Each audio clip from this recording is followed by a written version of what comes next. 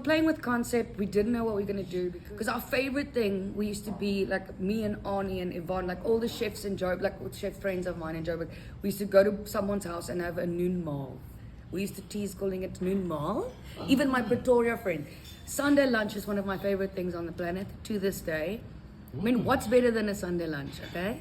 No. So a Sunday lunch in Joburg is very different to one in Cape Town, obviously. The Sunday lunch in Joburg is the one where it starts at 11:30. There's Aperol Spritz or whatever when you come in. Everybody's putting wine in fridges, but that's not oral.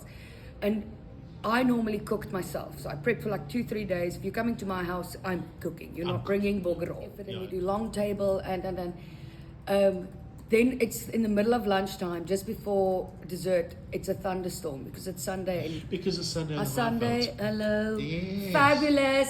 Everybody rushes in. Everybody's pouring more wine, what. Then the rain goes away, the sun comes out, we have dessert, and then 9 o'clock we eat the leftovers.